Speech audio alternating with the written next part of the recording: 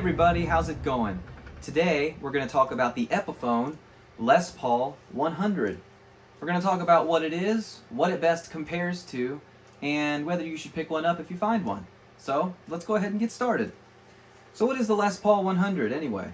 Well, it came out in 1993 originally, and it was a budget model for Epiphone. It was something where they wanted to make something as close to a Gibson Les Paul as possible, as cheaply as possible. You're probably familiar with something like the Epiphone Les Paul Special and Special 2, and I think this does the Les Paul thing a little bit better than those. So this guitar is a slab of mahogany, pretty thin, I will say. It has a carved maple top that they just kind of stick on there, and then they paint it. Unlike a Les Paul Standard, it does not have any binding at all across the body or down the fretboard, on the neck, or on the headstock, although I don't think the standards do, only the customs. You do get two humbuckers. This is the 650R and 700T. Those are some pretty good humbuckers. Every guitar I've played that has those are pretty great. And you may have noticed that in the intro, and you might notice it again in the outro. You've got 4 controls, you've got 2 volumes and 2 tones, just like a real Les Paul. You've got a 3-way switch right here. The neck is a bolt-on, unfortunately, but like I said, they were trying to do the Les Paul thing as cheaply as possible. So there's your neck plate there. The neck itself on this model is rosewood, and it is a 12-inch radius, 24 3/4 scale length, standard for Gibson Epiphone guitars. It has dot inlays instead of trapezoids. If we look at the headstock now, there you go, Epiphone Les Paul 100 on the truss rod cover. It's got that Epiphone shape on the top where it's got the corners cut off. And then on the back, you can see here you've got some standard no-name, no-brand tuners. No Grovers to be found here, and why would you on this cheap import guitar? So this one that I have in my hands here, I found online for less than $100. I live in a town with a university, and one of the students was graduating and was, I guess, decided to get rid of some stuff. And he had this Les Paul. He said he doesn't play the guitar, he plays the drums, and he never played it, wanted to get rid of it. So I asked him for the serial number, and it turned out to be a 2013 Les Paul 100.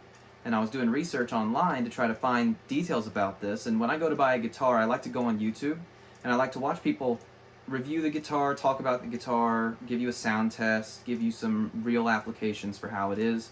There wasn't really much, so I decided to make this video to talk about it. When I received this guitar, it had a lot of moisture exposure, clearly. There was a lot of corrosion on the frets. There was some corrosion on the bridge too, the tailpiece and the bridge, and on the pole pieces of the pickups. So to save it, I used some Brasso, protecting the wood of the fretboard while I did this, of course, to polish and get rid of some of that.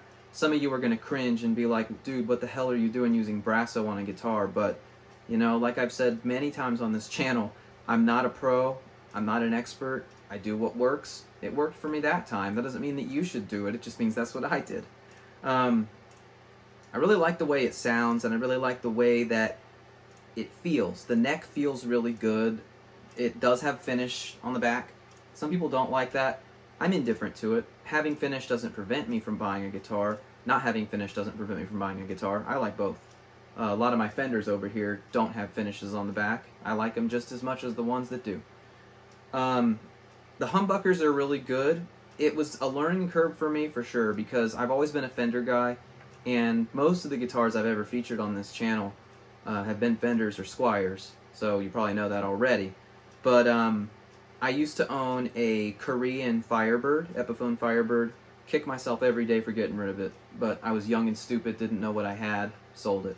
So this was my first foray into the Epiphone Gibson world since then. So once I got used to the tone controls and how to use them properly, and volume controls and how to use them properly, I was able to get some really good sounds out of this.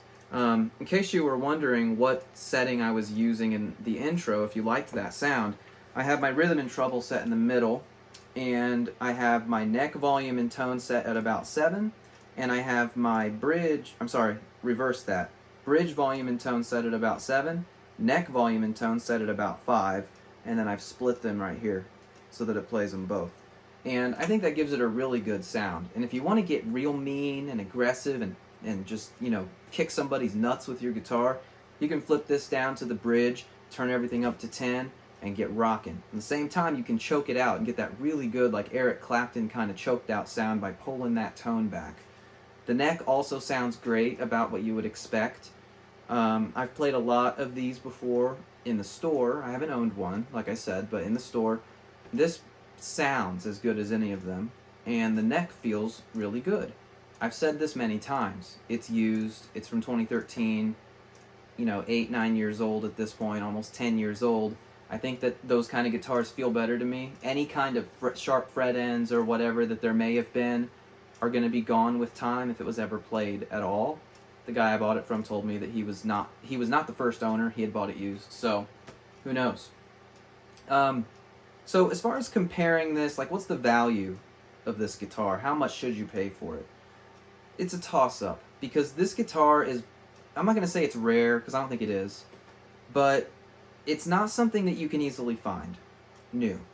When you go to Epiphone's website, I think they recommend $399 MSRP. If you go to Guitar Center's website, they don't even have it, and neither does Sweetwater.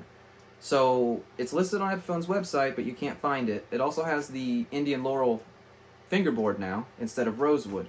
So I would recommend, if you get this guitar, you should get a used one, because it's going to be broken in, it's going to have a rosewood board, and I just think they made guitars better in the past, as better than they do now. The direct comparison to this would be the Studio LT. I think it's called the Studio LE now. I think they changed the name. It's this exact guitar, but it has no pick guard. It has 4 knobs, it has no binding, it has dots. It's literally the exact same guitar, same pickups and everything, but an Indian Laurel board, and on the back, there's a cut right here to make it easier to access these frets, these higher frets. I've never had that issue with a Les Paul, but I don't like it as much. I played one in the store, and I don't think it sounds as good, it doesn't feel as good, and it's $279. To answer that question that I asked a second ago, what is the value of this guitar? Well, the value is what you're willing to pay for a Les Paul that'll do the job that isn't a standard. If you're going to buy a standard, you know what you're looking for, because you want a set neck and you want all that stuff. So go pick one up. Those can be found for $300 to $400 used. This one, I'd say $100 to $200 would be fair, and that's what you're going to find them for most of the time. If you find it on something like Facebook Marketplace, even Guitar Center used if they have them, $100 to $200, I think it's an excellent value.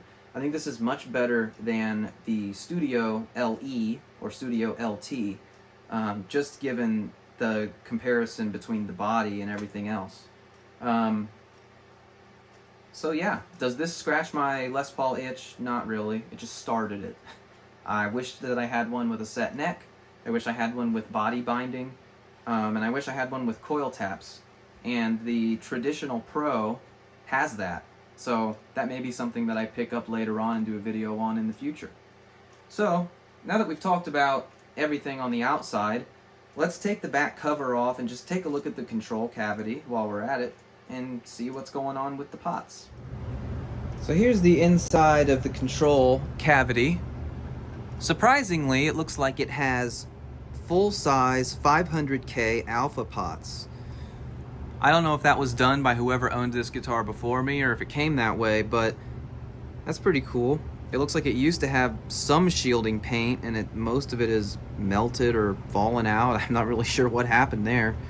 But yeah, that's kind of a surprise. You'd expect to see tiny little dime-sized pots in there, but you've got full size. So if it comes this way, that is a huge plus in favor of the Les Paul 100. So like I said, those pots may have been something that was added by a previous owner of this guitar. I find it hard to believe that this would have come with full size, especially considering most guitars in this price range, even at $399, which is what Epiphone is asking for it, aren't going to have full-size pots. 500K alphas, that's pretty cool. I'm lucky at least that mine has those. If they all have them, then the value of this goes up a lot more, in my opinion, because then you don't have to go in and make that change yourself. It just comes with it. They're good pots. Don't have any scratchiness or anything. Smooth. I mean, just look at that. Super smooth. Super easy. They're great. Okay. Now that we've talked about it, and now that we've looked inside, I'm going to give it my final recommendation. My recommendation is if you don't own an Epiphone style, then you should get this. Do not buy a special, please. Those guitars are overpriced for what they are. They're essentially a slab of plywood. They don't have a carve. The necks aren't finished very well.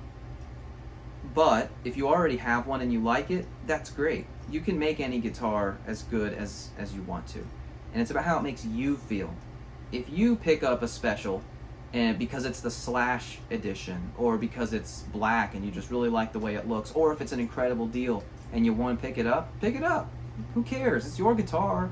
Nobody's going to make fun of you or laugh at you because you chose to play a special, and maybe you can't afford something better. And if that's the case, then absolutely pick up a special. But if you can afford a little more, or if you can find this, you should get a 100.